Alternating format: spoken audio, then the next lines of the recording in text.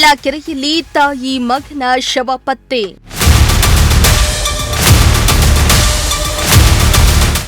ಶವ ಕಂಡು ಬೆಚ್ಚಿಬಿದ್ದ ಸುತ್ತಮುತ್ತಲ ಗ್ರಾಮಸ್ಥರು.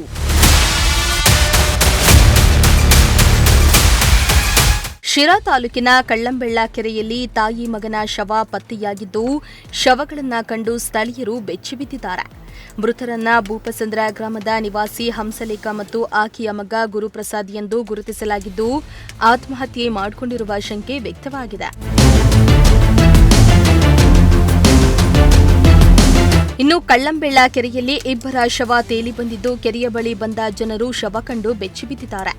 ಕೂಡಲೇ ಸ್ಥಳೀಯರು ಪೊಲೀಸರಿಗೆ ಮಾಹಿತಿಯನ್ನ ನೀಡಿದ್ದು, ಶಿರಾ ಗ್ರಾಮಾಂತರ ಉಪ ವಿಭಾಗದ ಡಿವೈಎಸ್ಪಿ ಬಿಕೆ ಶೇಖರ್, ಶಿರಾ ಗ್ರಾಮಾಂತರ ಸಿಪಿಐ ಶ್ರೀನಿವಾಸ್ ಮತ್ತು ಭೂಪಸಂದ್ರ ಪಿಡಿಒ ರಮೇಶ್ ಭೇಟಿಯನ್ನ ನೀಡಿ ಪರಿಶೀಲನೆಯನ್ನ ನಡೆಸಿದ್ದು, ಶವಗಳನ್ನು ಹೊರತೆಗೆದು ಮರಣೋತ್ತರ ಪರೀಕ್ಷೆಗೆ ಕಳುಹಿಸಿದ್ದಾರೆ.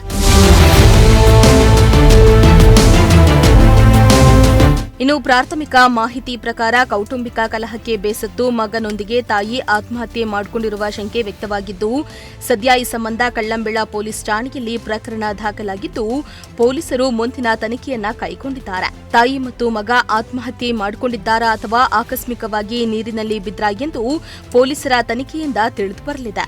ಶ್ರೀಮಂತ ಪ್ರಜಾಶಕ್ತಿ ಟಿವಿ, ಶಿರಾ.